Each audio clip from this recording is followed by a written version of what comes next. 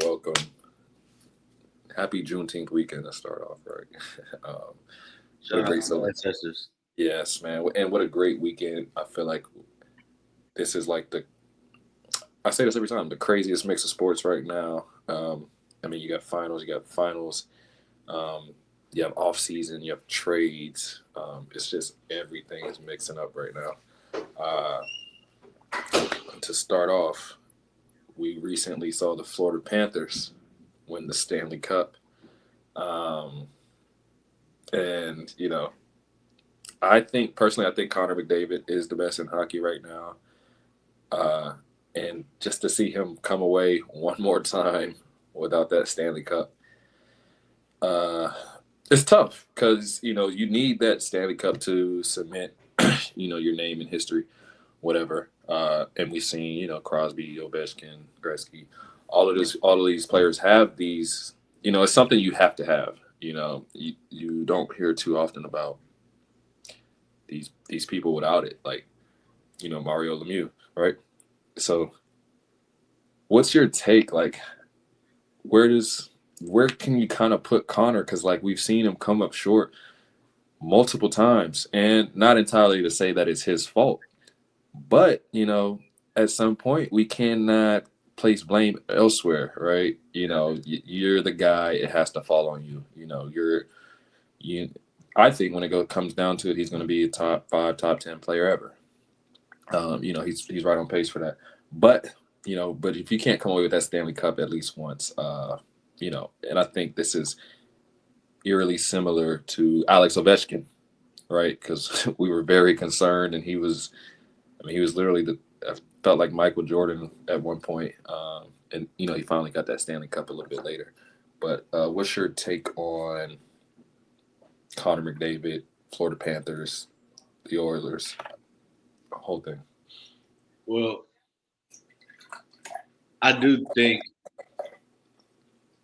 the Connor McDavid. First of all, he's a great player. Um, Not to be the physically the most explosive hockey player to ever play the game. All right.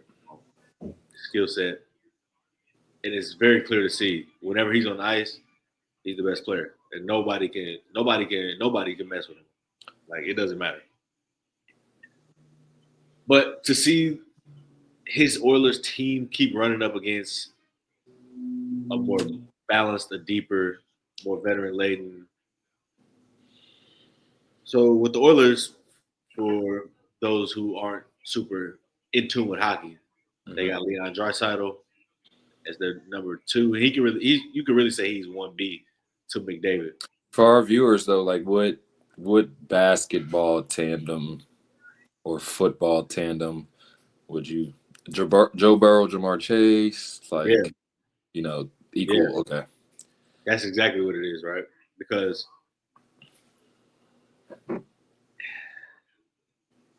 and then so Joe Burrow, Jamar Chase, and then I feel like this Florida Panthers team right now they're getting close to Chiefs with Tyreek Hill and a young Travis Kelsey. You know what I'm saying? Mm, So like that level of explosion, but they're veteran laden again. Like they added Marchand from Brad Marchand mm, from Boston Bruins at the trade deadline, and he was already a champion. So you infuse his championship mentality to a team that had already been to the Stanley Cup Finals 2 years in a row and had mm. won in 2024, and now we're here in 2025, and they're on a mission for greatness, for history. You know, to have their name etched on the Stanley Cup twice in a row. So So was this the Florida? Was this back to back for the Florida Panthers? yeah, Okay. and they've been So to the finals 3 years in a row. so do you see them going three-peat? It's a chance for sure. I mean, I'm not sure what Marshawn's contract is. Like I said, he just got traded from Boston. Kachuk's signed to be there for a while. Uh, Sam Reinhart, he just won the Conn Smythe Award, which is Hmm. the most valuable player in the playoffs. So I'm pretty sure he's going to be there for a while. they got the best goalie in the league, Sergei Bobrovsky. So This is I think this has been a hell of a run for the state of Florida, right? With the Lightning winning, what was that, 3 years ago? yeah, so I'm not mistaken. So the Blues won 19, and then that was the first time they had won like 57 or 54 years, something like that. But the Blues won in 19, and the Lightning won 20, 21, then 22, I believe. I don't remember. And then 23, 24 was Florida. So yeah, so it's been a hell of a run for the state of Florida when it comes to hockey, and I'm glad for that because they have failed in all other sports. The Marlins have been terrible. The Heat have, 2022 was Las Vegas Knights. Go Knights. Yep. So the Marlins have been bad. The Heat haven't been good. The Dolphins aren't very good. And I think hockey's doing a lot of heavy lifting. The Jaguars have not been good. Not big. They had a little blurb. The Orlando Magic haven't done much. They're on up and up though. Yeah, so it's like hockey is really doing a lot of heavy lifting for the state of Florida right now when it comes to professional sports. But last thing, I want your take on McDavid. What has to happen? What needs to be done? I mean, right now he's looking like Cleveland LeBron, maybe first year Miami LeBron right now. I wouldn't say that because outside of Draisaitl, they don't really have another superstar. But it's kind of getting in that era for Connor McDavid once amongst the punditry and when it comes to rankings because, like you said, Sidney Crosby's got, if I'm not mistaken, 3 rings. Mm-hmm. Ovechkin's got 1. Gretzky's got infinite. I don't even know.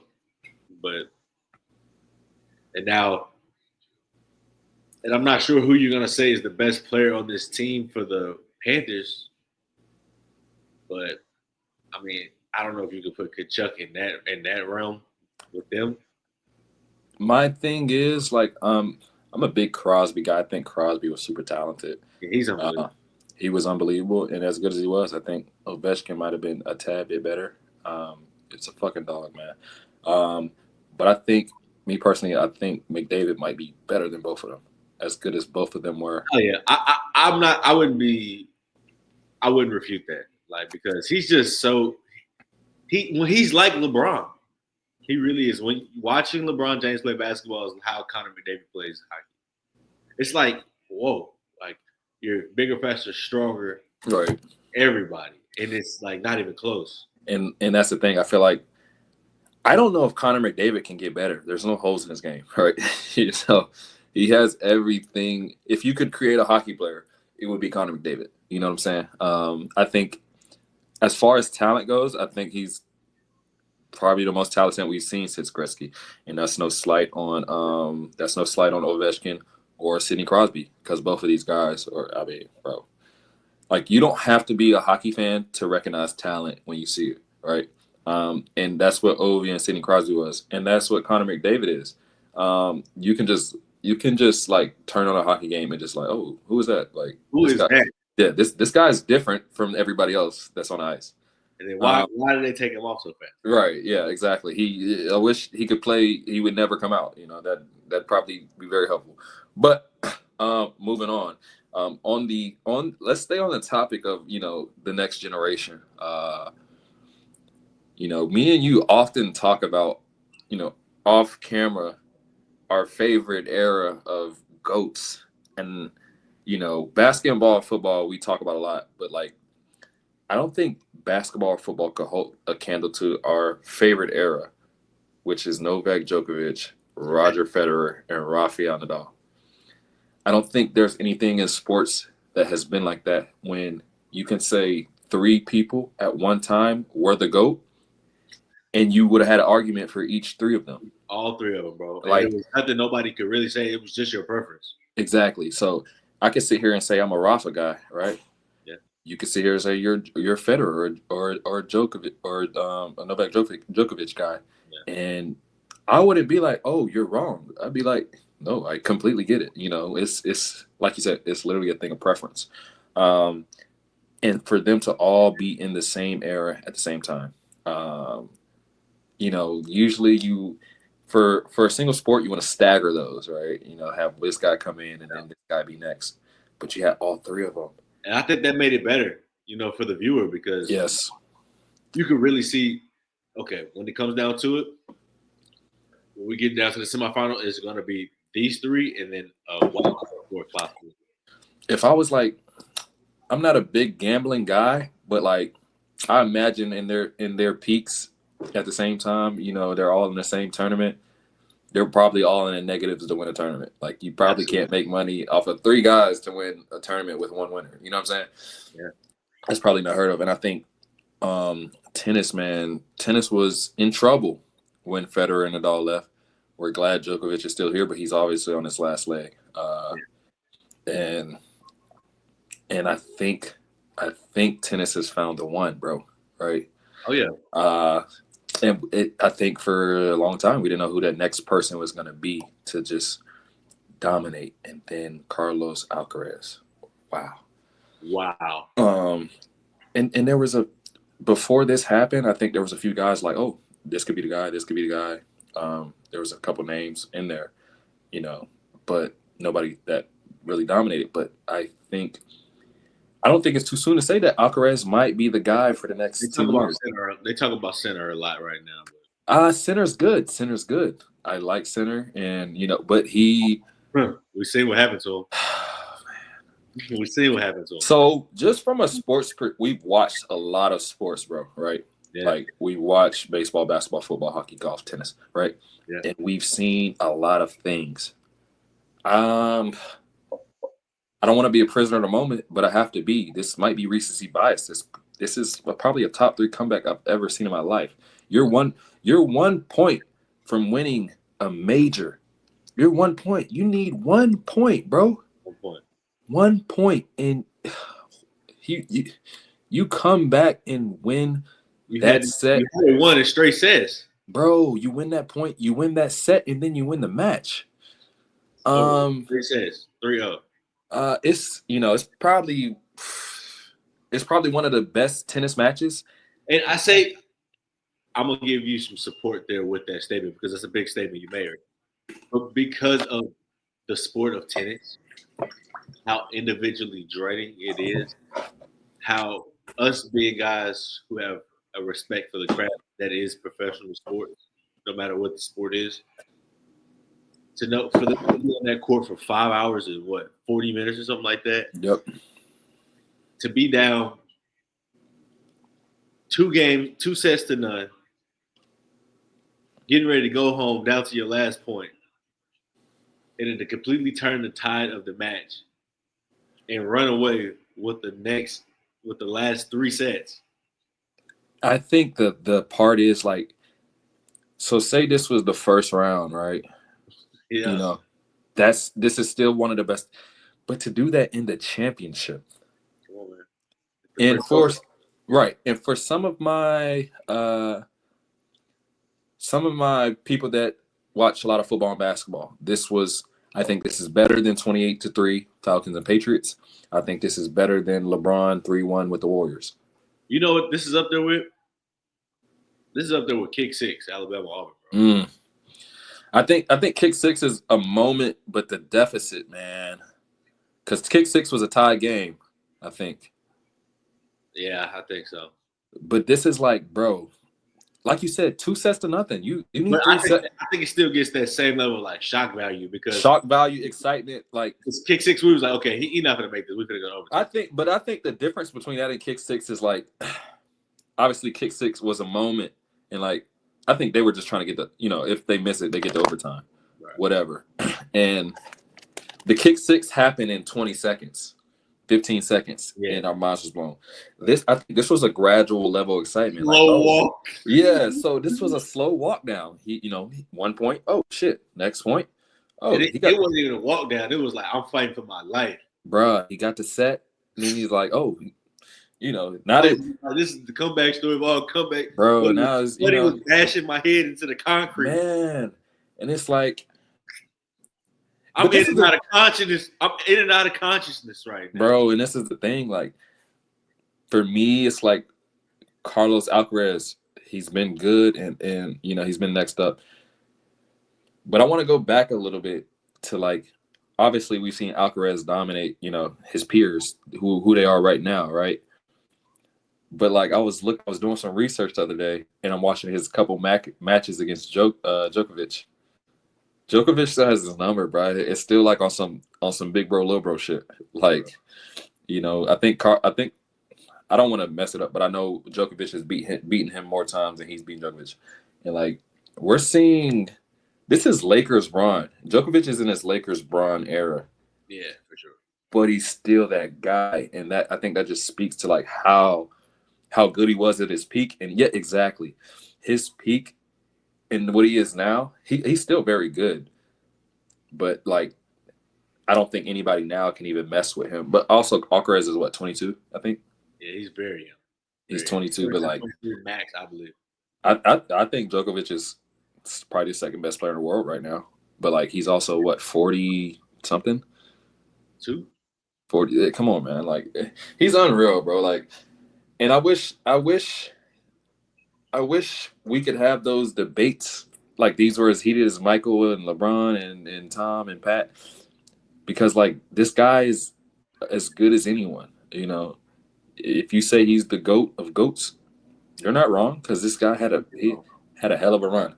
But but I think in that match I seen Alcaraz hitting some shots, bro. Like some of those shots he's hitting, some of those backhands, some of those forehands. Remember you saw this on Twitter, X, whatever we want to call it, right? You added me in this post, but we'll take you behind the curtain for those listeners. Was that the picture of the from 2004 to 2021? 17 years, right? 17 years. Okay. The winners of the Australia Open, French Open, Wimbledon, and the U.S. Open. Those 17 years, those 4 events, there's only been 2, 3,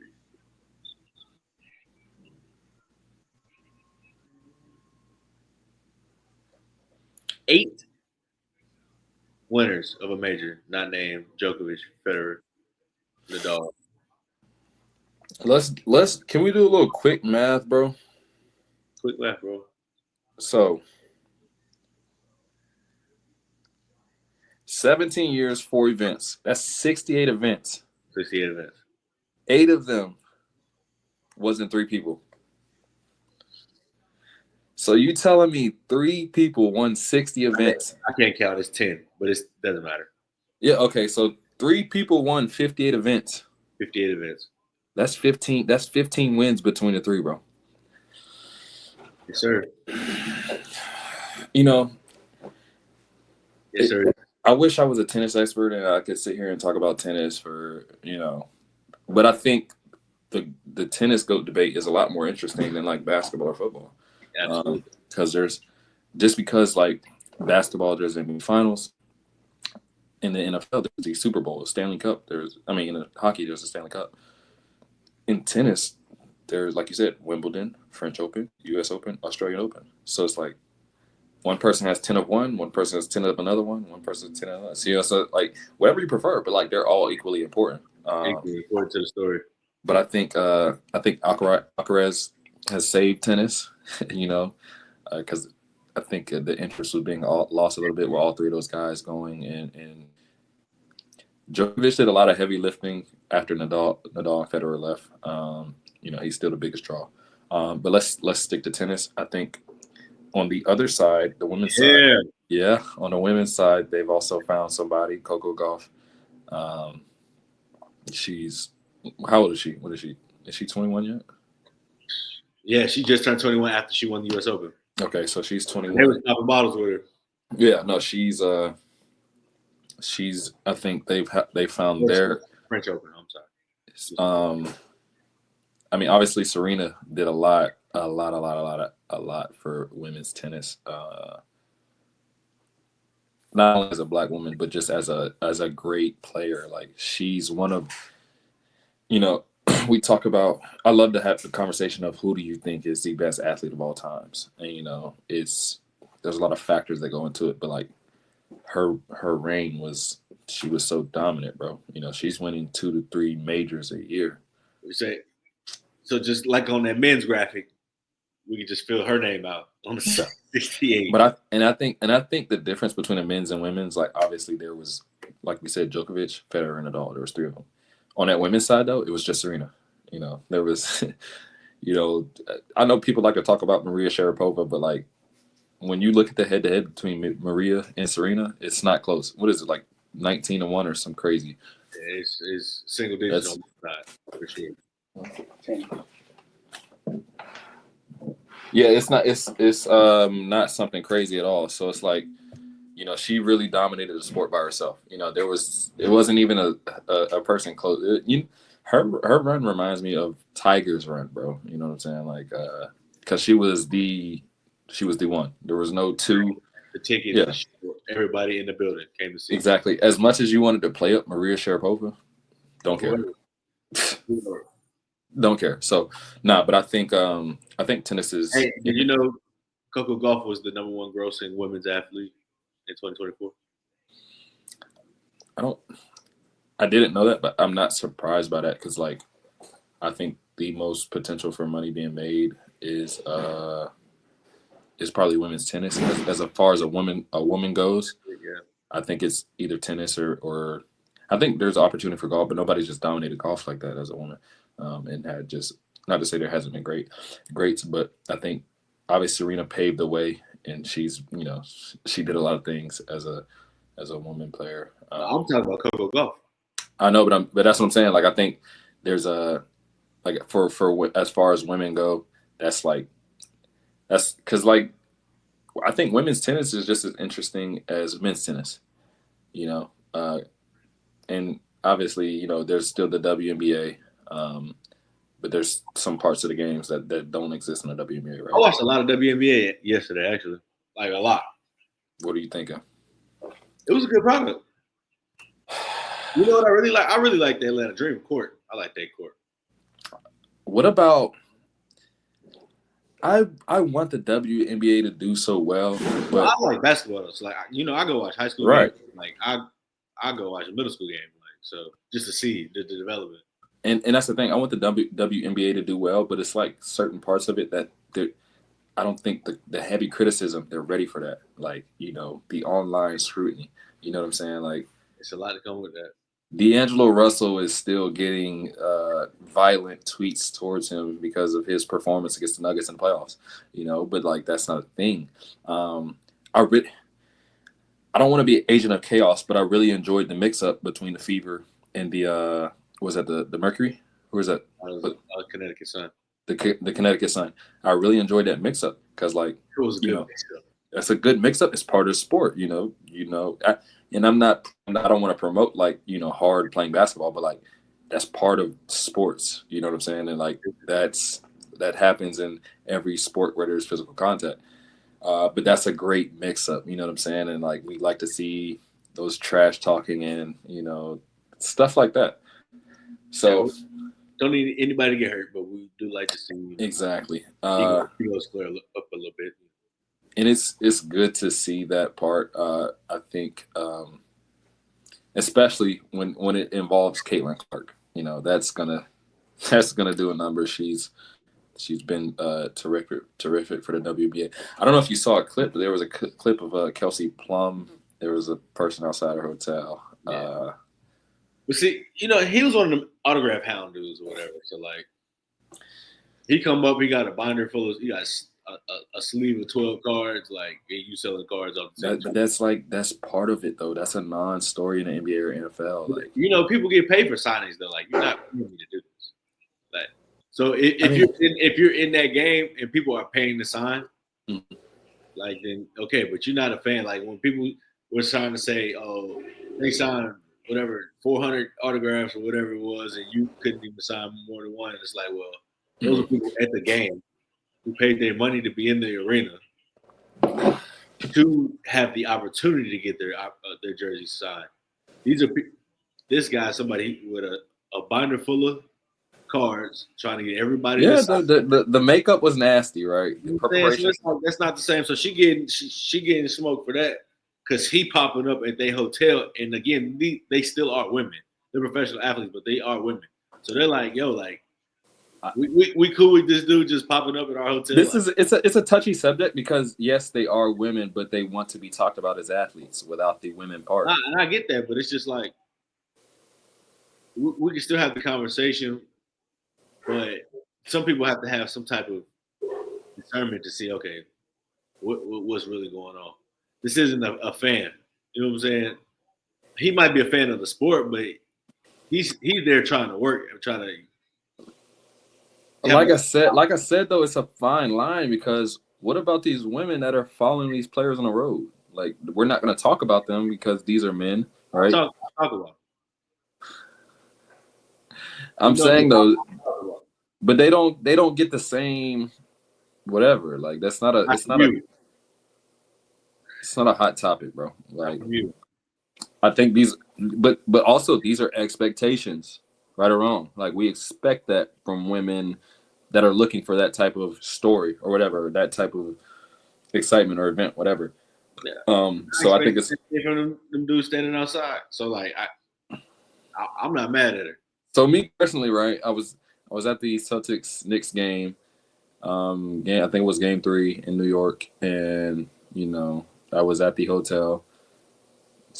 Probably 100 people outside of the Celtics hotel. Absolutely. For one, those fans are not supposed to know where the Celtics are staying. What percentage of them had bait on that hook? Had what? Had bait on the hook. What percent? 10, 15. Oh, okay, so nothing crazy. I mean, the rest like actual true fans. I can't even say that. Like, it's parents there, it's people with their kids there, it's people just there to see this person. Because, like, honestly, I think me and you have seen a couple athletes up close and talked to them, right? Had regular conversations. But, like, to the average person, the average worker, like, these people don't exist other than on TV. Some people just want to know these people are like human. As crazy as it sounds, like, oh, this person actually exists. This is like a real person. There he is. Yeah, exactly. Like, yes, it's like a person, it's like bro. You're 15 minutes from the stadium. What do you mean? Yeah, so it's like, what do you think? Like, do you think this person doesn't eat or like use the bathroom? They do everything that you do. They go to sleep, they wake up. So I think a lot of that is that part. Their job. Like, what are you doing? Yeah. So, but staying on the topic of the NBA, so our last episode, we had some heavy predictions on the NBA Finals. We talked some heavy topics. One of them was like, is Tyrese Halliburton a superstar, or the Thunder should win this in 5 or 6 games. I think we were both completely wrong about that. Don't know. It's been I don't even know what to say about this series, bro. I'm gonna be honest with you. I think I've overestimated the Thunder and I've underestimated the Pacers. Because, like, I don't know, bro. It's like it's one of the weirdest series I've ever seen, right? Because the Thunder are either up by 30 or they're down by 30. But, like, you won 68 games, I think, this year. Something like that. You went 68 and 14, whatever. Yeah. But it's like, so let's start from the top. Tyrese Halliburton hit another shot, right? He literally has more moments in the playoffs than like 98% of players to ever play in the NBA. For sure. But at the same time, he's not a superstar. And it's clear. It's very clear. I think our last discussion was, is he a superstar or not? But now we can say that he's not. You have 6-point games. You have 8-point games. You know what I'm saying? As a superstar, you can't have that. And I don't think there's nothing wrong with not being a superstar and being a really good player. But, like, I think that kind of, like, makes it official that this guy's got it. Don't let it be a 2-3 point game with 4 or 5 seconds left. Yeah, he's Then he go superstar. Honestly, and like, yes, Michael Jordan, LeBron James, bro, he's more clutch than anybody you can think of. Michael Jordan, he's more clutch. He's more clutch than LeBron. He's more clutch than Kobe Bryant, right? His if you look at the percentages, His clutch time. I'm sorry, bro, and I know if you're the casual, if you're a Kobe stan, a LeBron stan, or a Michael Jordan stan, Tyrese Halliburton is more clutch than these guys. and it's That's it's what one of the we've seen nasty, so far. bro. It's one of the nastiest statements, but it's like, All sports. bro, it's true. It's true. I'm sorry. But like, and then he does think he hits the biggest shot that anybody has seen, and then he turns around and has an 8-point game. It's super weird. But I think we were way off about this series. But I'm glad to see it go 7. I think, bro, if the Pacers win in the midst of the state of the NBA today, with like some of the greatest players we've ever seen, and then you put a Pacers NBA championship in the middle of that, we're You gonna, got to think of what this is. What year 6 in a row, 7 in a row with a different champion. bro. But we gotta think though, right? We're in a league with Nikola Jokic, Joel Embiid, Giannis Antetokounmpo, Luka Doncic, LeBron James, Jason Tatum, Right. and you're telling me a team led by a Tyrese Halliburton won an NBA championship in the middle of all that? That's what it's looking like. Bro, I think me personally, across all sports, I think that would be one of the. Now, how will we feel if it's Shea though? Will we feel the same way? Yes, because I mean, he's had one of the best 3-year runs I've ever seen. You know, and I think some people just started taking notice this year, right? Because that his first year, there's a couple factors that goes into it, right? This is the post Russell Westbrook era. You know, you traded Paul George for him. This guy was a young rookie, first year, second year. You know, he never It was that the second crazy. year where he just won Rookie of the Year. He averaged 11 points coming off the bench. Yes. So like, But in his first year, OKC, he averaged 20. So it's like, yes, but you know, you saw him. You're like, okay, he's a second year player. Yeah, I think he's a good player. I don't think you look and say, oh, this is a 30. And I do believe they had Chris Paul. I don't think you look at him and say this is a 33 point per game MVP scoring champ. So check this out, bro. Even when he played with the Clippers, bro, I was sitting there, I'm like, because they were starting Pat Bev. I'm like, yo. And they really playing through Lou Williams a lot. But every time he get in the game, I was just like, this Shea kid is unbelievable. Get to his spots, his pace, his control of the game. He doesn't look like a rookie. And then he got to Oklahoma City. Next thing you know, he's scoring 20 a game. And then now. And I think another factor is he went to Kentucky, right? And that run Kentucky was on, he's an afterthought. You know, you have a run of Devin Booker, Jamal Murray, Karl Anthony Towns, Anthony Davis, De'Aaron Fox. Like that's your run, right? There's probably John Wall, DeMarcus Cousins. Like, you know what I'm saying? The run is crazy. Before we seen him, Michael Kidd-Gilchrist, he's a number 2 pick. So that is like he's an afterthought when it comes to Kentucky. And then he turns out to be one of the best Kentucky players to ever come out of Kentucky. Literally. So it's like I think it's hard to be like, oh, you know, have high hopes for this guy when he skipped a lot of heads when he got to brother Tyrese Maxey. Like, what are we talking about? Like this is one of the best runs we've seen. And, you know, whatever your opinion is on him, whether you like him or not, you have to respect it, right? He got an MVP. He won a scoring title.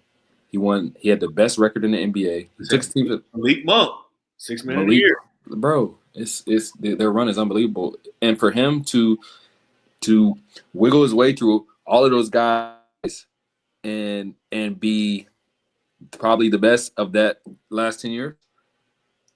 DeMarcus Cousins, man. I won't let DeMarcus Cousins be forgot. I promise. He was sick. Unbelievable.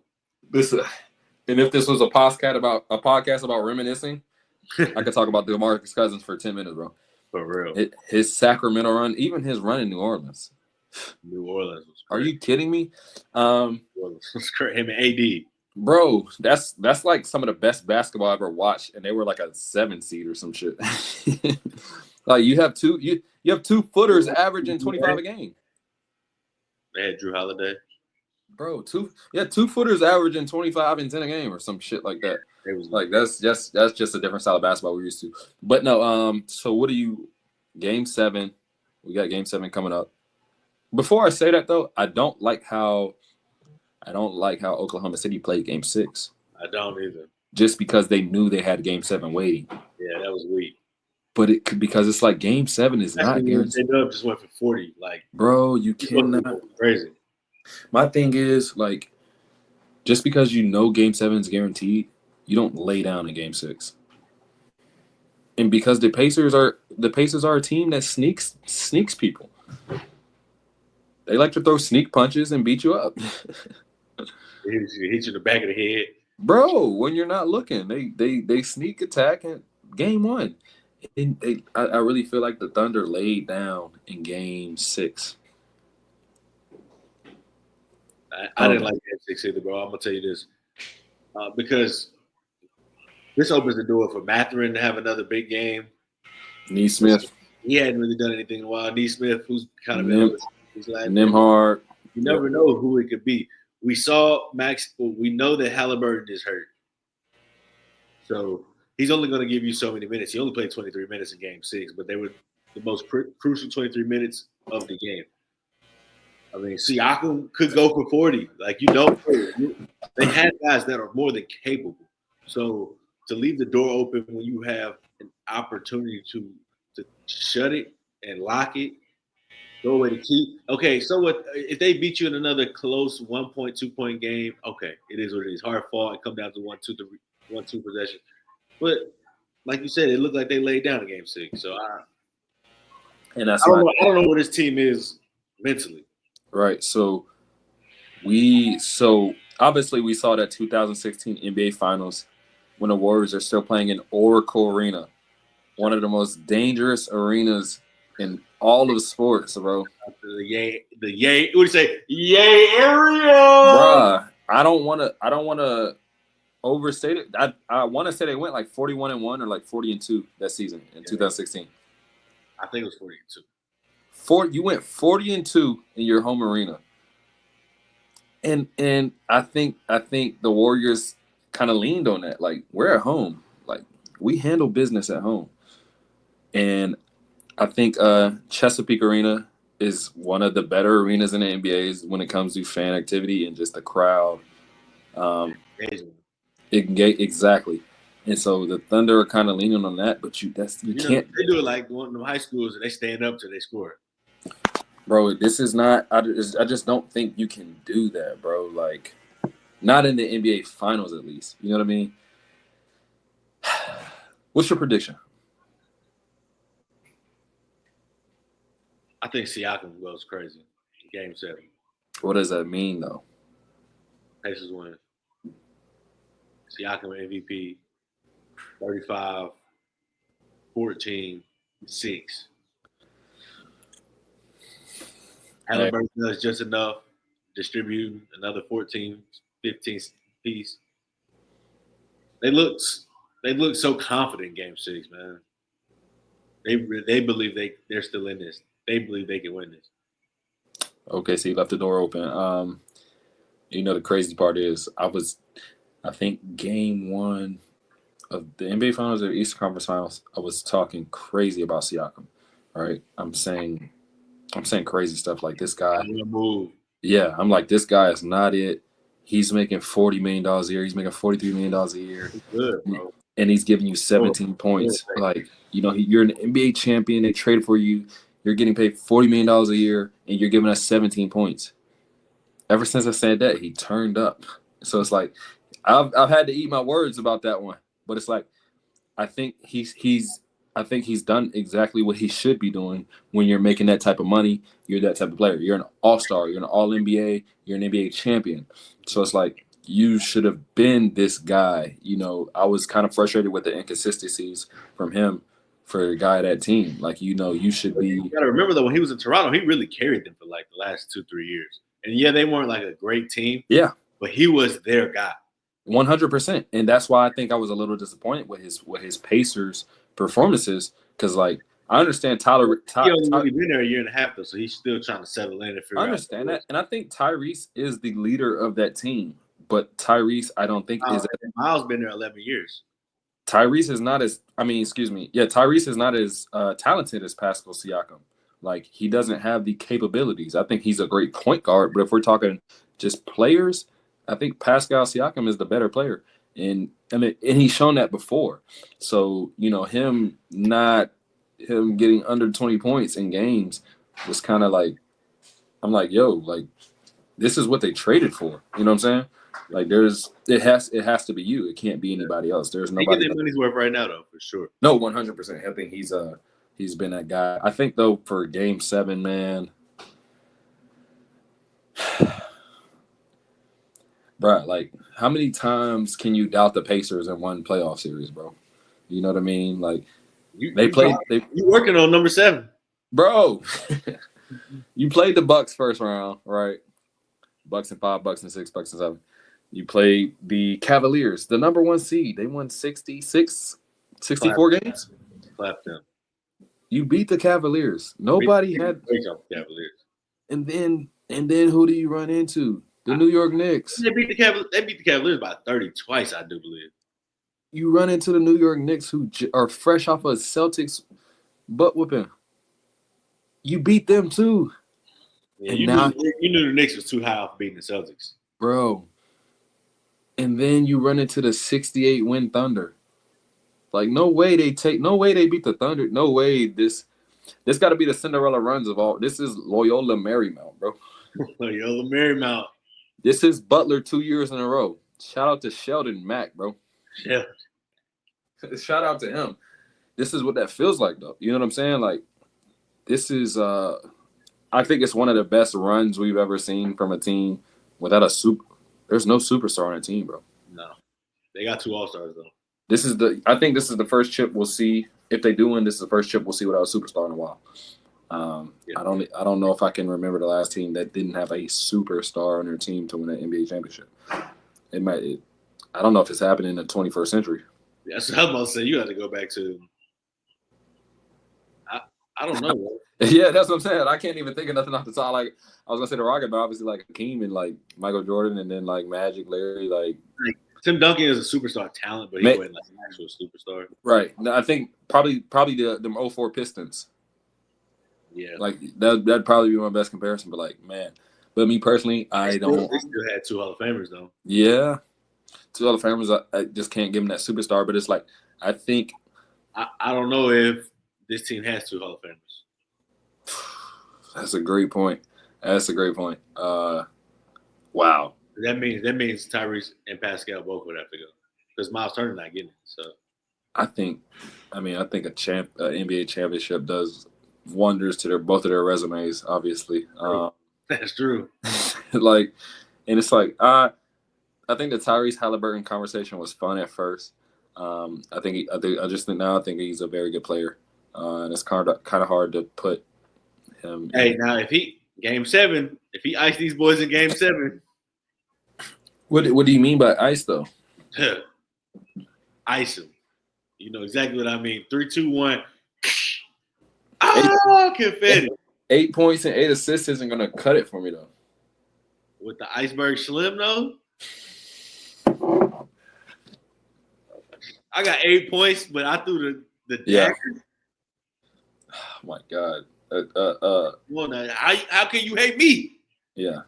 I don't know. This is You needed all 8 of my points. What you talking about? Literally. So, I don't know. Me personally, I think I'm at that point. There's no. Because who are they going to talk about forever and ever? If Tyrese Halliburton hit this Game 7 dagger after the Game 1 dagger, they're going to talk about him forever and ever. And it's not going to matter the number of points. The game that he had 6 points, the game he had 8 points. Even if it's Game 7, he has 8 points. It's gonna be he had 2 daggers to win. That's gonna make me upset, dog. Cause like, you know how many great point guards never seen these highs? These highs. Steve Nash, Chris Paul, Stockton, Kidd, like what? And like I'm not I can't put him above these guys, bro. Respectfully, I can't. That's crazy. Me personally, though, I think, Even Iverson only won one game in the finals, even though he won bruh, MVP. So, like, I would say his highs have been higher, of course. But he gives like 30 points a game for a decade, bro. So ridiculous shit. I think though, there's no point in the playoffs. I've said the the Pacers was going to win this series at any series. They proved me wrong 16 games in a row. I think I pick the Pacers over the Knicks. I don't know. Yeah, I think Carlisle's a much better coach than the Thunder's coach. But like the Thunder is super. They've been super weird this finals. You're up by 30, you're down by 30. No in between. Like I don't get it. And then I don't like how they're just relying on Game 7 because they know that Game 7. Because does Jalen Williams give you 40 again? Probably not. They're not. Shea probably gives you 30, and then really quick. They had to have 71. Can we really? J-Dub had 40. Can we talk about Chet Holmgren? He's looking like a tall man in the wide words of Bomani Jones, not a big man. Number 2 pick. There's tall men and then there's big men. Yeah, he's definitely a tall man. So he's the number 2 pick, and he's been so underwhelming. He's a little tender down there, bro. And I think that's been the biggest disappointment for me for the finals. He just hasn't performed to what we think he's capable of, and we might be wrong of his capabilities or his potential. We can't think every 6'11", 7-footer that can dribble and shoot is Kevin Durant. Or even half of Kevin Durant. Like you're not a third of Kevin. You're not a fourth of Kevin Durant, bro. Kevin Durant's a freaking alien. I don't know, bro. That's my days. Kevin Durant's an alien. Chet Holmgren just a big white boy. Yeah. So, sticking on a topic of the NBA, LeBron made some comments recently that championship rings aren't the end all be all of the player's legacy. I think a lot of people took it out of context. Obviously, you can't even explain it without goddamn favor for LeBron. Yeah, of course. I'm a LeBron guy. And of course, people think I'm biased, but it's not. We don't think you're biased, brother. We know you're biased. No, but my thing is like we know you're biases. He made those statements, right? The rings can't be the end of your legacy because some of the greatest players never won championships. And I think it sounds different coming from somebody else. This is my point. Somebody else that says this, it sounds different. But obviously, it's LeBron James. He's in the GOAT debate. And so, now it looks like, oh, this guy, he's trying to save himself from whatever, and I can understand those sides of views. But he's also been saying this for a while, is my point. And I think rings should play a heavy part. I think a lot of people said what they heard was like, oh, LeBron is not about winning. Why did you go to Miami if the ring is not the end all be all? So this is what it is, bro. The people that had already had their minds made up about LeBron, all this did was reconfirm their feelings about him. So, yeah. I mean, there's nothing that he's going to do here in year 22, 23, 24, 25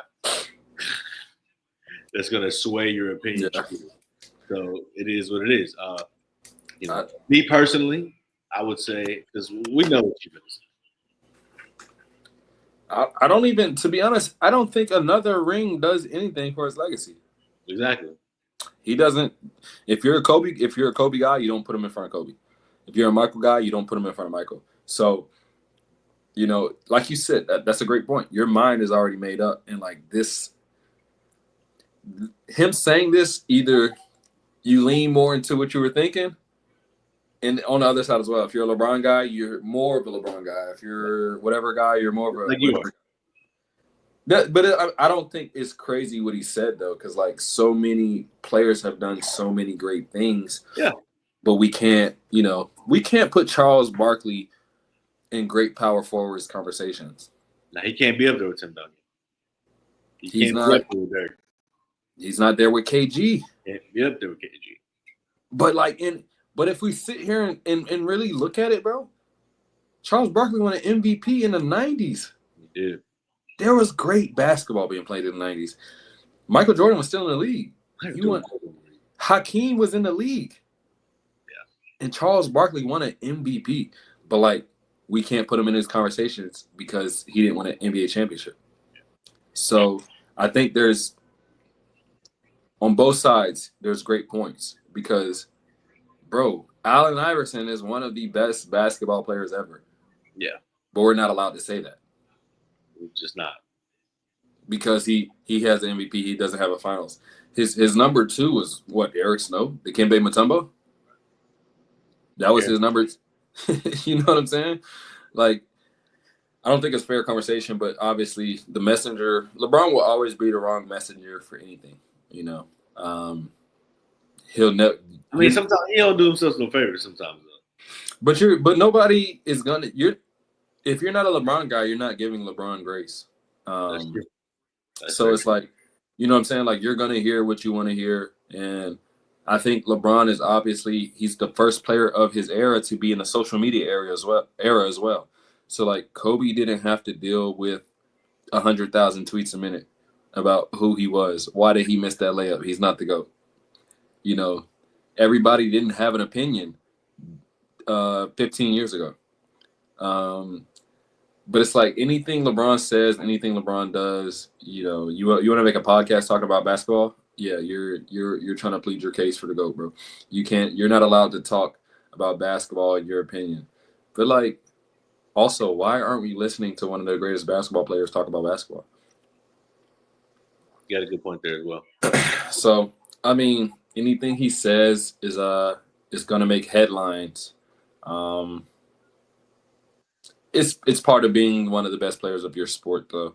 And then basketball is like obviously the second biggest as far as American sports goes after the NFL. Can we talk a little bit about the NFL really quickly, though? Yeah. You didn't text me the last couple of days. I thought I would have got a text from you of a little bit of a excitement when Jair Alexander signed to the Baltimore Ravens. Really quick before that though, so I was looking at the Packers cut Jair Alexander, and then the reason was he didn't want to take a pay cut. You know, the guy. Why is anybody taking a pay cut for any team in the NFL? Because you teams move on. What would you say is a already signed and agreed upon contract? Right. You teams move on from these guys like it's nothing. These guys don't matter to your organization. They don't change your lives. These are interchangeable people. But I think, you know, as me being a Steelers fan, I think the Ravens GM has, you know, been probably one of the top 3 to 5 GMs in the last couple of years, just from the draft process, just from free agency.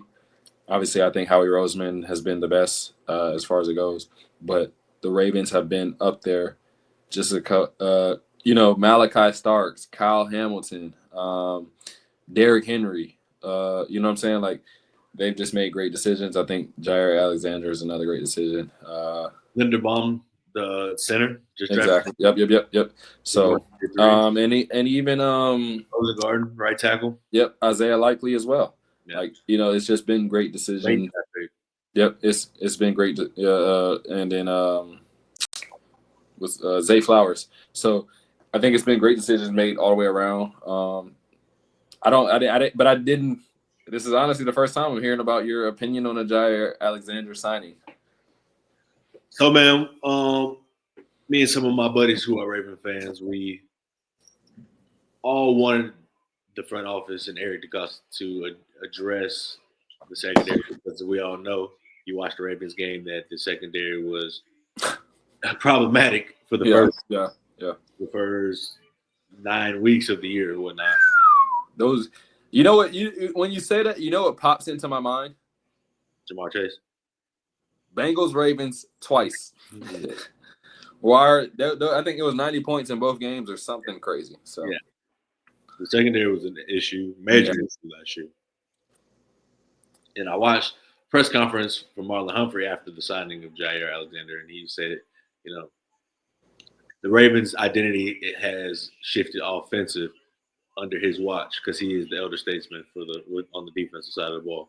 And he says he's taking that personally because that's not what the foundation and the culture and the bricks that the Ravens organizations have been built on and laid with has always been on the defensive side of the ball. He said, since Lamar has come, especially these last 4 or 5 years, it's shifted to the offensive side of the ball, and Marlon Humphrey takes that personal because he views himself as being the one that's responsible for carrying that torch. So now to see the addition of Malachi Starks from Georgia, huge pickup. Had already signed a Wouzier Yeah. in free agency, and now they get Jair Alexander as well to replace we got Alexander and Awuzie to replace Brandon Stevens, who was our outside corner last year, opposite of Nate Wiggins. So now we got Hamilton, Jair, All-Pro Marlowe, who was a first-team All-Pro nickel last year, and then we got Starks, and then Awuzie. That's a nice. Yeah, with still Roquan in there as well. In the middle, holding it down. Now, Kyle Van Noy, he had 12 and a half sacks last year. But, he's getting up there as well in age, so we really need somebody to step up in the pass rush department. We did draft Mike Green, I do believe that's his name. He was Marshall, who led the country in sacks last year, and he had led the ACC in sacks while he was at Virginia. Had some issues keeping his hands to himself. And Phil went to Marshall and ended up leading the nation in sacks last year, and now he's second round pick with the Ravens. I think as far as Ravens fans go, a lot of things are about timing, bro. Like, if you grew up a Ravens fan, you grew up watching Ed Reed and Ray Lewis. Yeah. And both of those guys are top 1 and 2 in their position. So, and they were together, a decade plus. You know what I'm saying? So it's like you cannot put your expectations to freaking Ray Lewis and Ed Reed. We won't see them again. Yeah, well, that's kind of where we start. So yeah, and I think it's for these. Specifically for the AFC North, older Steelers fans, you know what I'm saying? Exactly, that's what I'm gonna say. So for the AFC North, I can't think Troy Polamalu's not coming back. Not fair. Ben Roethlisberger is not coming back. Antonio Brown is not coming back. You know what I'm saying? We will have great safeties. We will have great receivers. We'll have great quarterbacks. These guys won't come back though, bro. Like, Kyle Hamilton, he's great in the run game. But we won't see another safety that's like Ed Reed for 20 years probably, bro. And that's, he's really, if somebody told me he's the greatest safety ever, I'd be like, okay.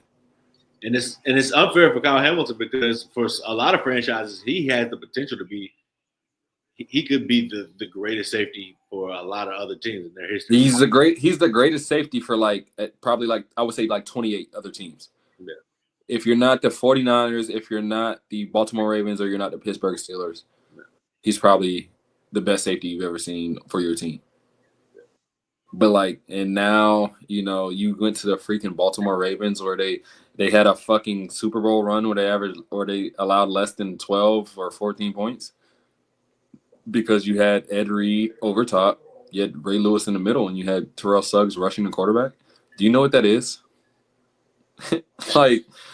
Bro, you can't buy that defense on Madden. You can't buy that defense. You wouldn't draw them cards in Dynasty. Bro, it's unfair. It's unfair. It's unreal. And that's it's an insane amount of luck. But staying in the AFC North, Aaron Rodgers finally.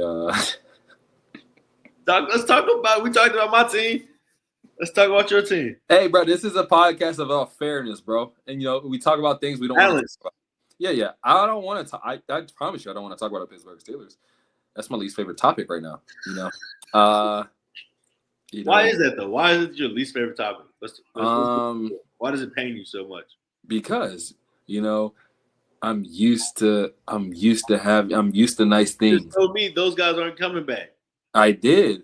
And I'm not looking for Ben Roethlisberger. But I just watched Aaron Rodgers on the New York Jets. I just, you know what I'm saying? Like we had an off season. There was people available. Aaron Rodgers threw more touchdowns and had more passing yards than both your quarterbacks combined last year. That's not surprising, because who's my quarterback this past year? Justin Fields. Justin Fields and Russell Wilson. Hey, but you lucky because your quarterback was almost Mason Rudolph this year. So count your lucky stars, brother. Listen, bro. Like, as much as I did, and got away from Mason Rudolph. So listen. As much as I didn't want Aaron Rodgers, anything is better than Mason Rudolph. You know what out there we quote Mason Rudolph, bro. I couldn't imagine the pain in your life. And I'm only saying that because we've already seen Mason Rudolph. Like, this is not a new quarterback, bro. I've seen him. I didn't watch just because he's coming back, don't mean right. I didn't watch him in Tennessee, but like I've already seen what I needed to see. But like I thought Will Levis was a better option in Tennessee, bro. And it's like yes. I'm anywhere thinking Will Levis is a better option. I'm good, bro. Kill me now, bro. I think the Steelers went about this whole offseason crazy when you had two okay quarterbacks in Russell and Justin. You let both of them go, and then you sign Mason. You don't draft anybody until the 6th round. Red alert. Bro, you don't draft anybody to the 6th round. Shador's sitting there to the 5th round. Shador's sitting there, and you let the conference rival draft him. And I'm an Ohio State guy, so I've watched Will Howard all season, and I think he was a good college quarterback. But he's your future. What's your boy name? Shad Khan? That's your boy name? No, that's Shad Khan is Jacksonville. Okay. Yeah. Omar Khan, that's your guy. Yeah. Your guy's Omar Khan. You ask Omar, he could be your future. Well, I'm not saying he can't, but like, is he? How many? So the Aaron Rodgers conversation is interesting, right? Because I recently just watched the Green Bay Netflix. Brett Favre is a piece of shit. Can't confirm. Yeah, can confirm. But I watched it, and it was a little bit Aaron Rodgers in that documentary. So, he passed it down to Aaron Rodgers. Aaron Rodgers passed it down to Jordan Love. But I don't know if I can give Aaron Rodgers Jordan Love credit. Do you know what I'm saying? So it's like, because who? Maybe he can train up Will Howard, though. Maybe he could what? Train up Will Howard. Who? He could be his sensei.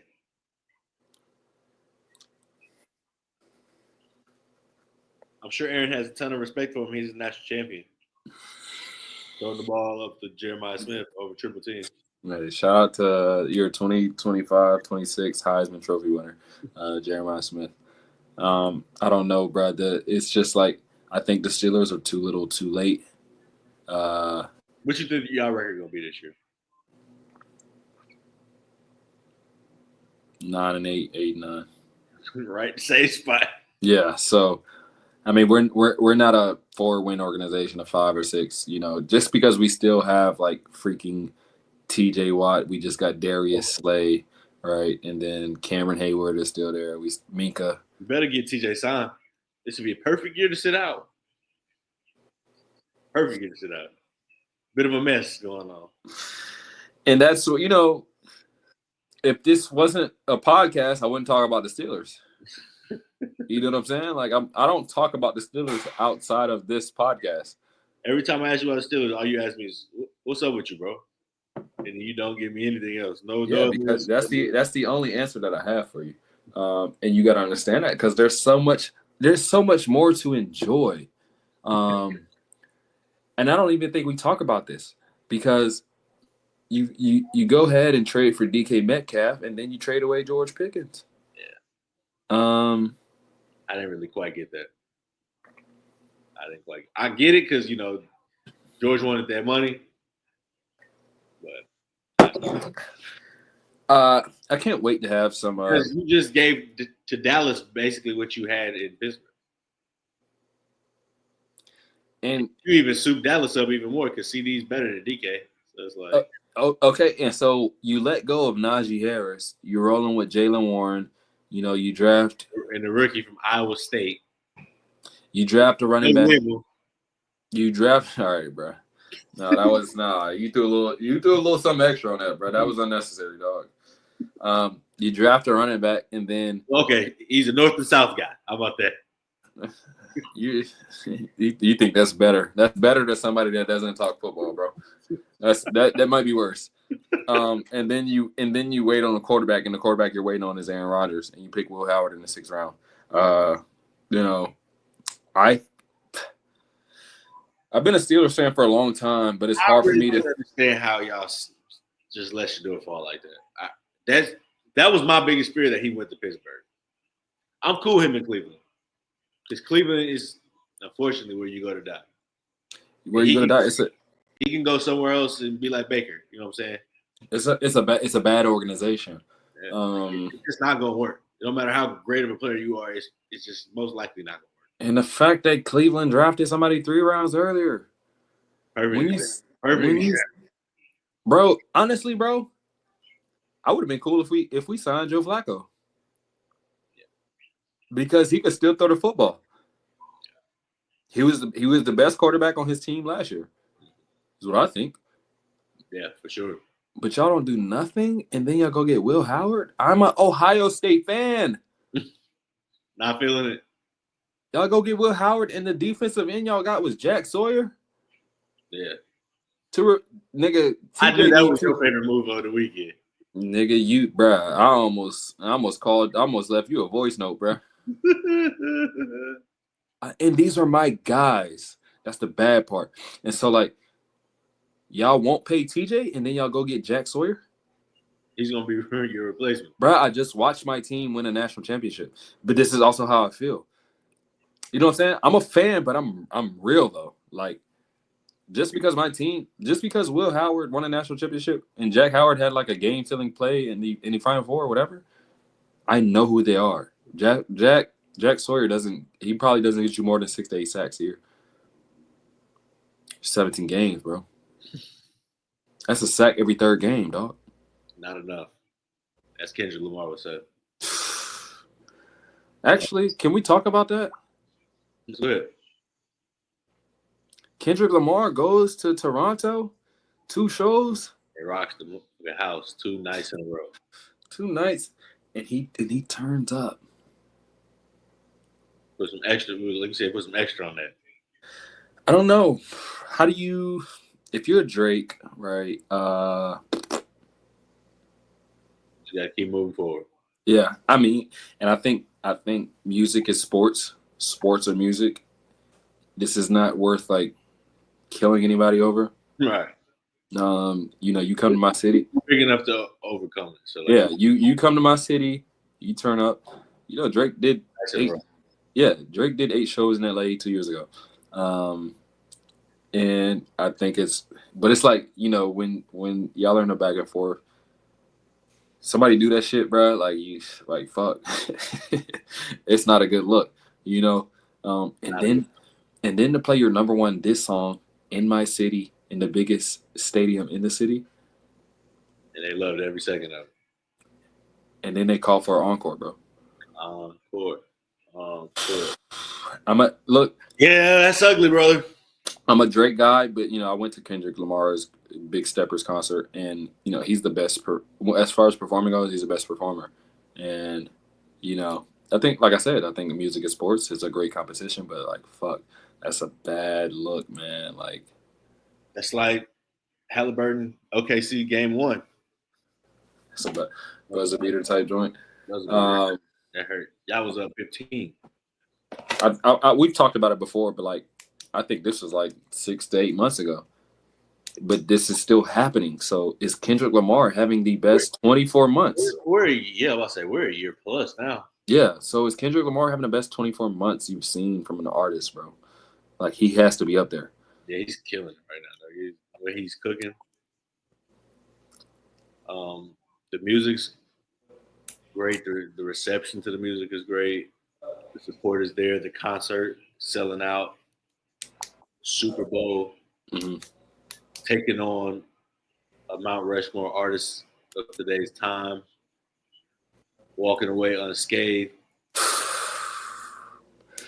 as the champ. Clearly, Walk yeah, away you're better. not going to end him because nobody's going to end him You're right. unless he, get some paperwork put on him, lawsuits. I probably self destruct before I ever lose, but I never do. Exactly. So there it is, right there. And this is probably one of the best 16, 18-month runs we've seen. I think it's number one. I'm only 27, so I don't know who's. It might have been somebody with it better, but like this is a hell of a run. But in other news, Pusha T. Are you up to date with that? I'm tapped in. Pusha T dissing Travis Scott. I like it. I feel a lot of the same way he does. But I'm a Pusha T guy, but like that's low hanging fruit, bro. It is. Like Travis Scott is not finna diss you in a song, but he's gonna let one of the homies get on the track and diss diss you on a song. Like he lets. Well, see, I think he's honestly he might be picking at Drake again. 100%. I forgot. Big Sean said something on his drinking champs with Nor. Yeah. Is that Drink Champs? Yeah. So Big Sean said something on Drink Champs where he's like, everything goes back to Drake. And it's starting to feel that way. Because why the hell are you dissing Travis Scott? Because of what? Drake's feature on Meltdown. Yeah. A Meltdown the chance that I bought from your boss. Give a fuck about all of that spinning the narrative shit. They scared of the 6. So it's like, I don't know. We're in a great era of hip hop, rap, competitive rap music, because me personally, I think Kendrick is giving us quality. Brother, listen to me, brother. I turn on GNX and immediately after I play Sexy Songs for You. I play Not Like Us and then I play Family Matters immediately after. And then and then Euphoria after that. Just because like we're getting the best of these guys' rapping abilities. Yeah. Like these guys were performing at a high level on both sides. This is a Federer Nadal Djokovic situation. Like you can't, and I hate that the conversation is, oh, I'm a Drake fan, Kendrick sucks, or I'm a Kendrick fan, Drake sucks. Just enjoy this shit. I don't know if we get this kind of quality from the best people that are doing this shit at the same time. Yeah. Because Family Matters is crazy.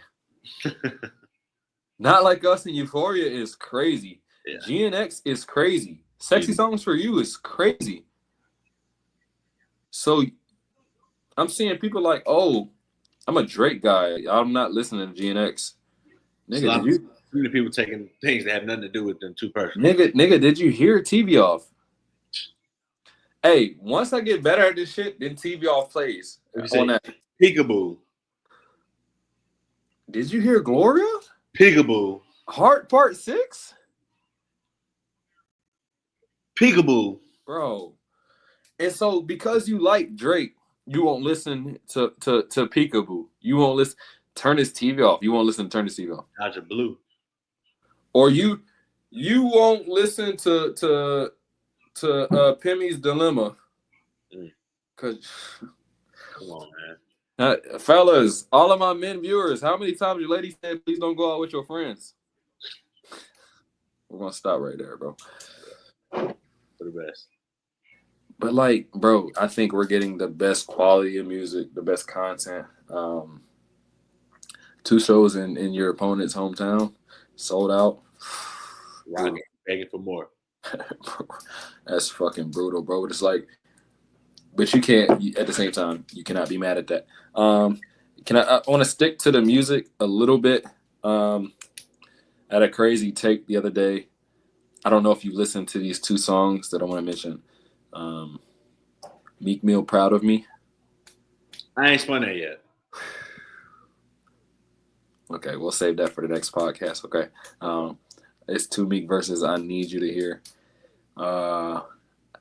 Because after those two verses, I just texted my buddy. I said, if Meek stuck to the music, he's a top 10 rapper ever. What do you say? Stay off Twitter. If he stuck to the music, he's a top 10 rapper ever. And that's We know too much about him. We know too much about you, boy. Yeah, we don't need you thinking for yourself. Really quick, also, so Kevin Durant, right? I know that's been a hot topic, and where do you think he's gonna go? But where do you want him to go? Where I think he's gonna go, I think it's gonna be Houston. Where do I want him to go? I would love for him to go to Minnesota. So, what do you think Houston gives up? Houston, or what would they need to give up? Houston gives up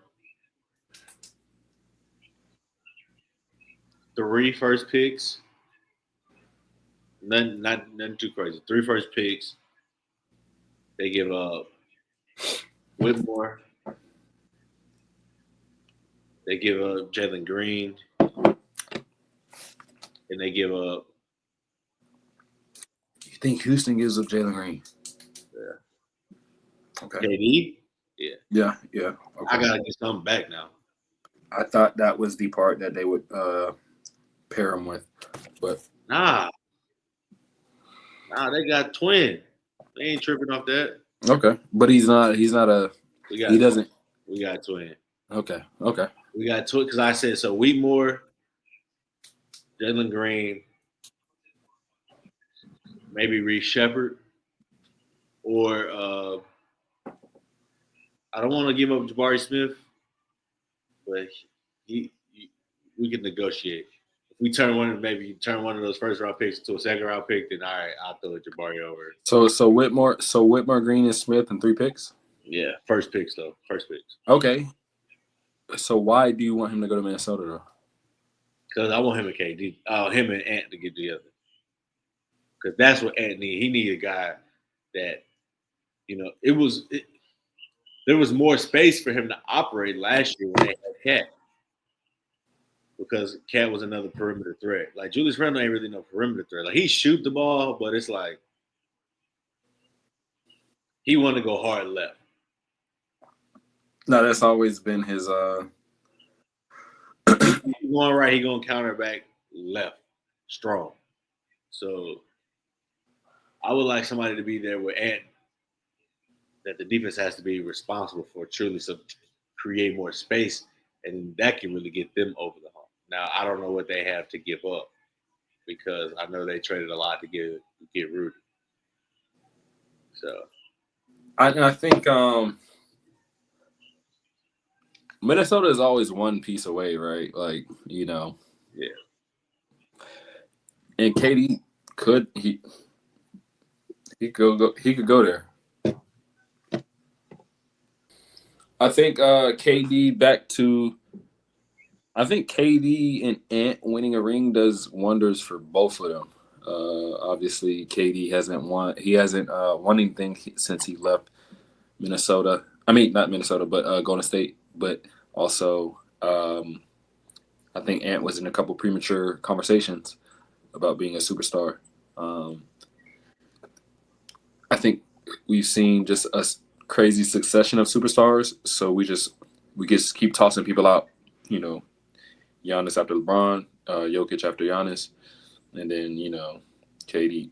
Because we saw Kobe and LeBron exist, and we saw LeBron and KD, LeBron, KD, and Steph.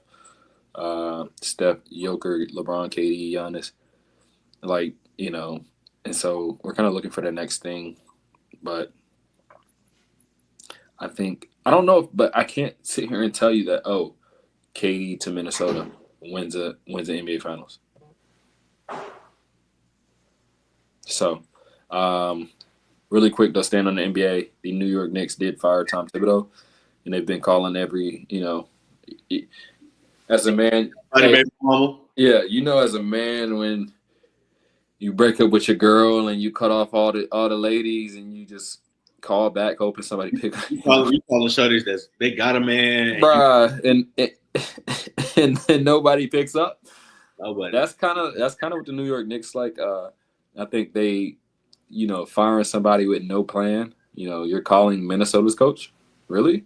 Yeah. You're gonna call Jason You know, Kidd? you end up with the slump buster. Yeah, Hey, Darvin Ham, welcome. The slump buster.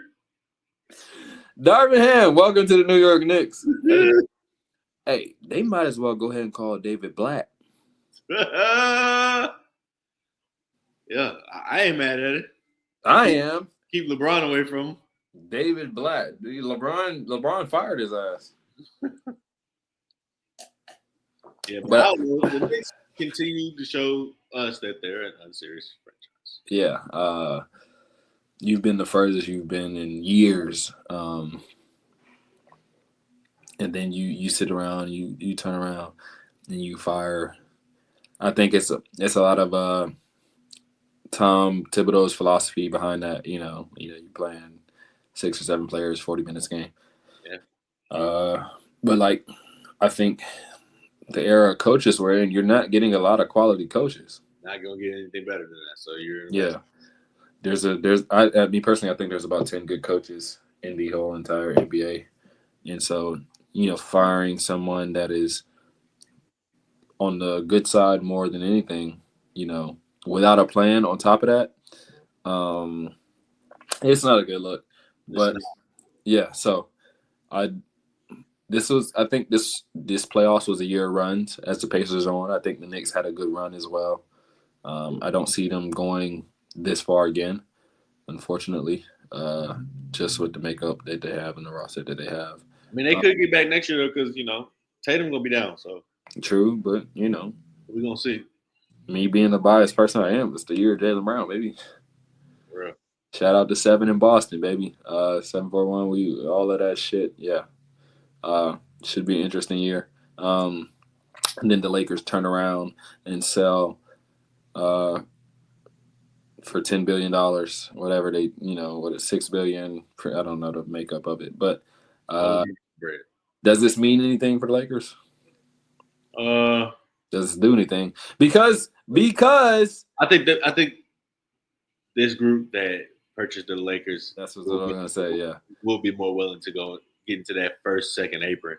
So anybody that I ain't gonna lie, bro. Anybody that bought Shohei Ohtani, Mookie Betts, Freddie Freeman, Yamamoto, and they just got Teoscar too, and Teoscar as well.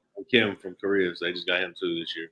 That's a management group that I trust. I just named you 6 solid. I just named you 6 World Series winners. Will Smith. Will Smith as well. Like, that's a group I trust, bro. You know what I'm saying? Yeah. Just off the top 3 alone, Ohtani, Mookie, and Freddie Freeman. Kershaw, but he been there a long time. He was there before them, but still. Yeah, and he's an X factor now. So it's like, if you bought the Dodgers for that, and those are the guys you paid for, brother, you have my full trust. I believe anything you can do, because that's a hell of a roster that he built with the Dodgers. Obviously, basketball works a little different with the salary cap and things of that nature, but still, but you can spend it if you want to. 100%. I don't, and I'm not. You don't care, then no one else do it. Right, and I'm not well versed in the first and second apron, but like the luxury tax, I feel like you got it to pay it. A lot of people was worried about luxury taxes in the first and second apron, but like you came into this deal knowing that you might take it there. I'm hurt a little bit that on LeBron's last legs is when you want to sell the team, when you've killed his last. You're getting 25-7-7, and you did nothing with it. You had Jackson Hayes as your center, and D'Angelo Russell as your point guard.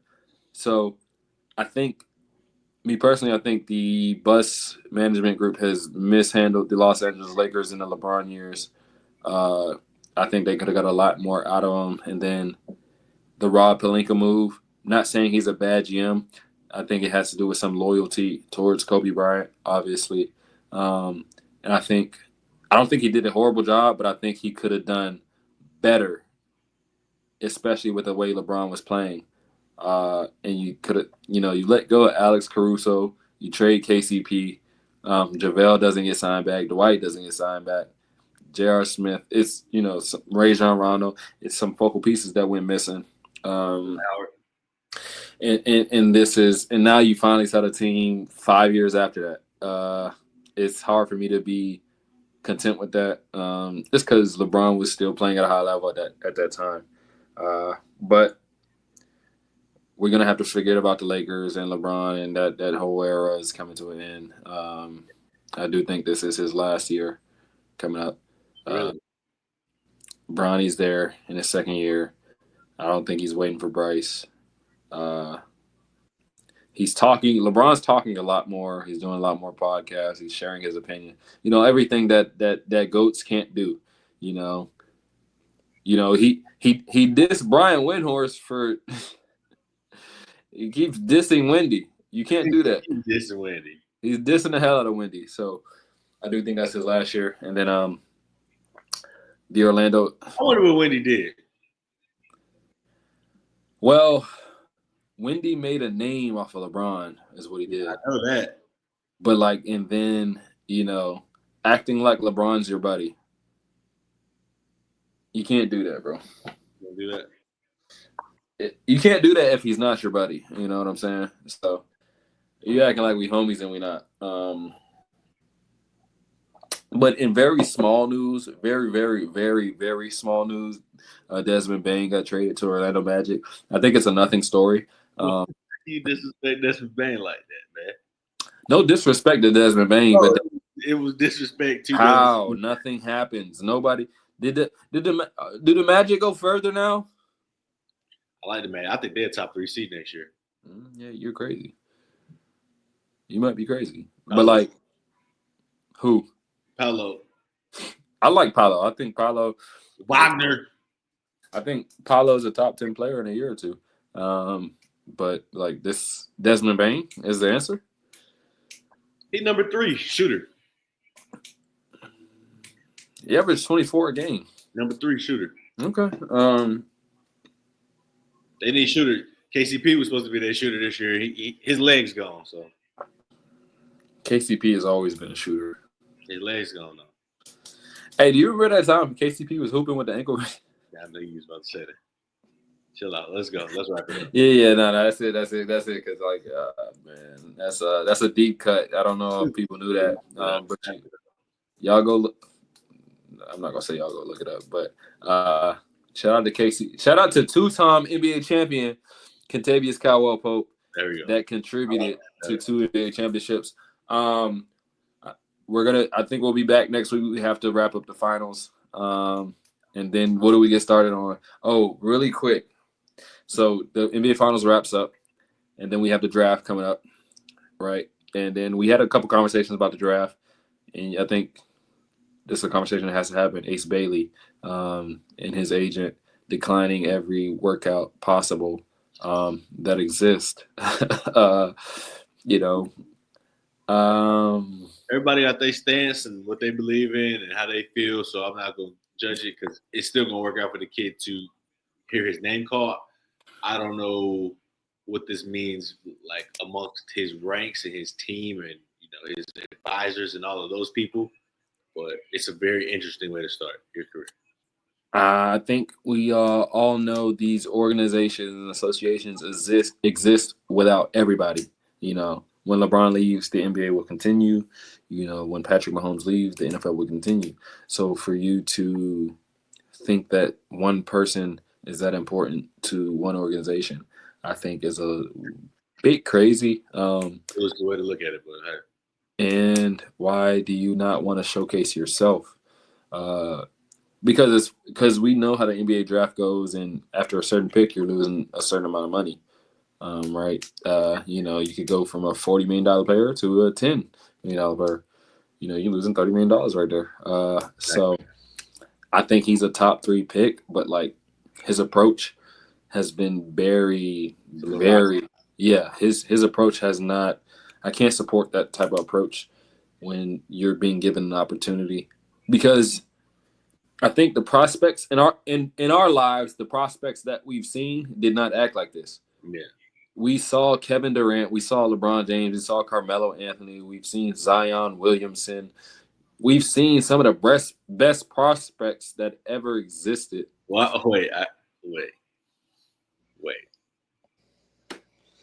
You went Zion Williamson to breast prospects. All right, bro. Where was your mind at?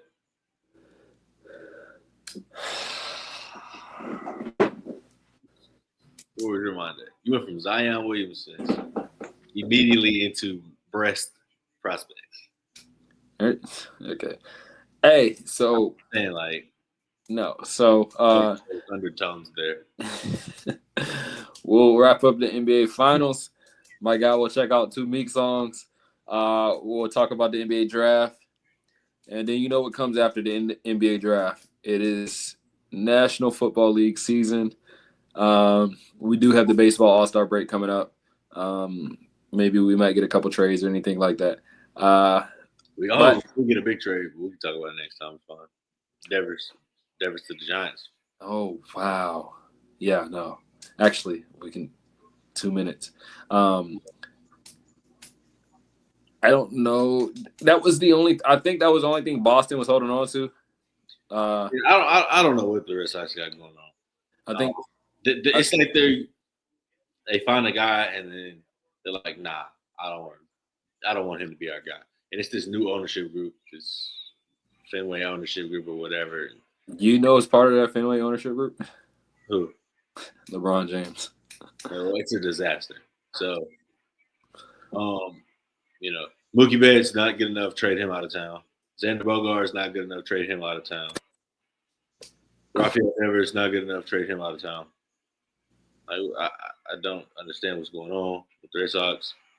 I don't get it. I understand there was a little bit of contention to start the season when it came to you signing Bregman to come in and play third base. Devers plays third base. You want Devers to play first base. He don't want to play first base.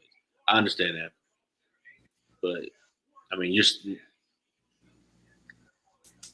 the Red Sox aren't that far out of the hunt in the AL East. I don't have the standings in front of me right now, but I know they're not more than double digits out of first place in the division. So I don't understand what's going on. Do you think this trade sends the Red Sox into full rebuild? Yeah, for sure. And I know this about to piss Alex Bregman off because he just signed in a free agency in this offseason. He a vet. He like, what the hell? I ain't signed up for this. All right. And now it looks like they're going full rebuild. And as for the Giants, it's a great bat to bring in for your lineup. A lineup that's been needing some thump in a division that's filled with firepower and stars with the Dodgers and the Padres. I like it a lot for San Francisco. I just don't understand what Boston's doing at all. So from what you've seen up until this far, like who are your kind of final teams as far as it goes?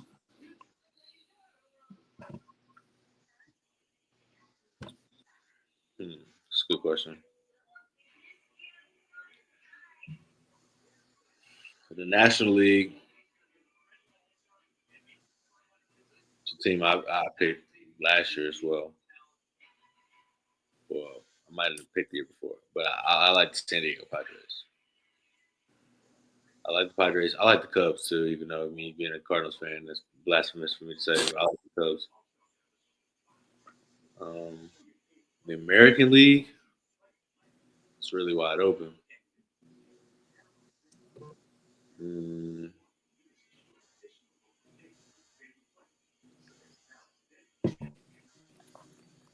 Who can I see winning the championship in the American League?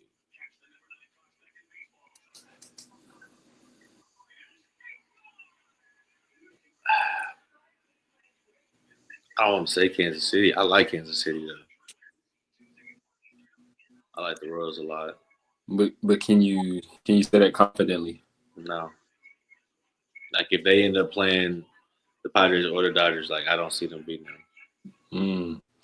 So are the Dodgers still your number one? I like the Padres. Okay.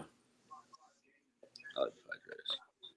So really quick, I think one of the biggest offseason moves this past summer, Juan Soto to the Mets, and obviously he's a great hitter, right? Mm.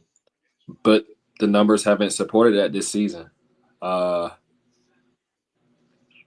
not to say he's, it wasn't a worthy move, but still, like I think up until this point, we would expect a lot more from him. He has not been hitting like we thought he would have hit.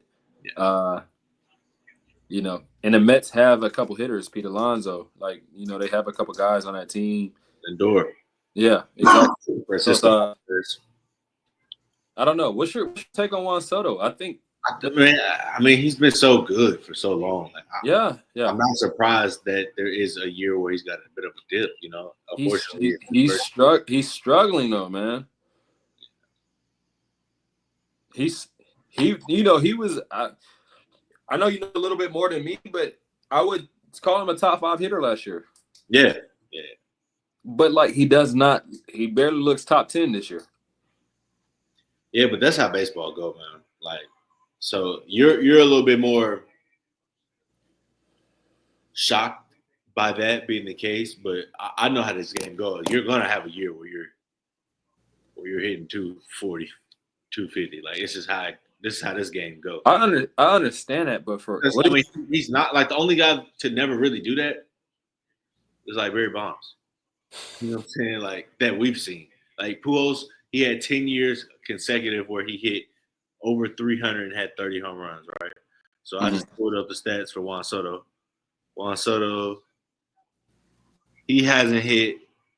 So in 2022, when he was his first year with the Padres, he hit 236, which was his lower batted average of his career. So, but then after that, he got back to it when he was with the Padres. He had 275, and then he went to the Yankees and had a great year last year. So this year he's at 246 right now. So maybe it's when you change that he needs that first year of an environment change to maybe where he got to kind of settle in. How much did an environment change 5 to 10 miles away? A different stadium though, different fan base, different backdrop when you're hitting. Everything's different. When you change teams, you change in leagues. Like you got a different opponent. You're in a different division. It's just it gets different when you change. When you change team to team. So is it too early to kind of judge him to say whether this was an overpay or underpay for the New York Mets? For sure.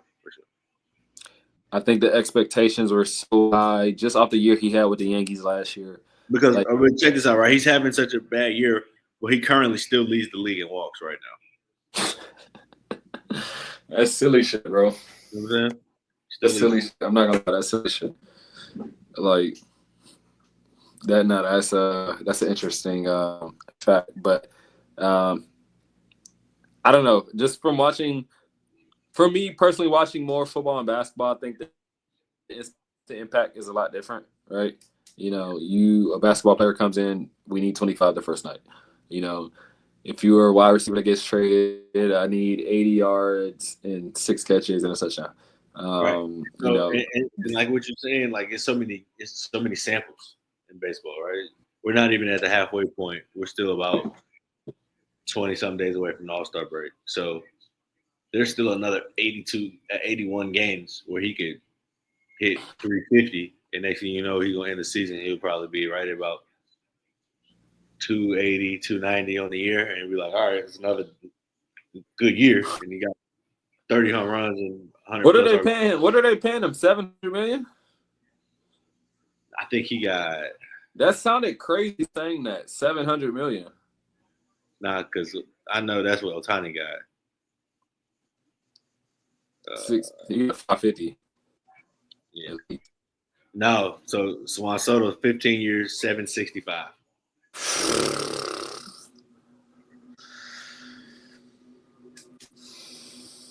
The numbers, the numbers we throw out when it comes to baseball, like I love talking basketball, but fuck, bro. 765. I don't make that in 1 hour. I don't make 765. $765 for half your paycheck for 2 weeks. Bruh, he's making 765 million. This shit is unbelievable. I ain't gonna lie, bro. They're getting a little too much money in baseball.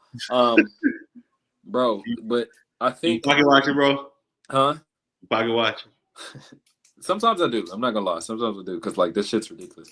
But I think there's been a couple moments in baseball where like I'll remember where I was and what happened. One of those moments is Ronald Acuna coming back from the ACL, first swing, first at bat, letting it go. See you later. Letting the bat go, letting it fly. I think he's such a great player, man. It's just unfortunate that his body sprayed him a couple times. Yeah, and I think one of those other moments would be like what's the dude that used to play for the Marlins? What's his last name? He used to play for the Marlins when Rodriguez died. Yeah, his first hit was a home run. He wasn't even a home run type of guy. But like that Ronald Acuna moment, back from the ACL, first swing, first at bat, that shit's electric, bro. That was special, bro. That shit's electric. Like, and I hate that baseball doesn't have so many of those moments, but they need so many more electric players, bro. Like, players that talk shit, that toss bats. Shout out to Evan Longoria for the greatest bat toss of all time, bro. That was special. That was fucking special. No, we got All-Star break coming up. We got a lot of shit coming up. NBA Finals wrapping up. NFL offseason on the way. And you know we like to talk about the NFL, man. So that should be coming up. Hopefully get some to y'all next week. Like, comment, subscribe. More episodes on the way, more topics on the way, but we should be back very soon. Thank y'all. Anything you want to say? Nah, man, we just appreciate y'all. Happy Juneteenth to all my beautiful black queens out there.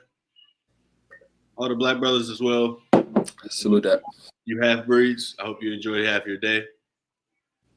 All right. Hey, y'all check it out. We're back next week. Thank you.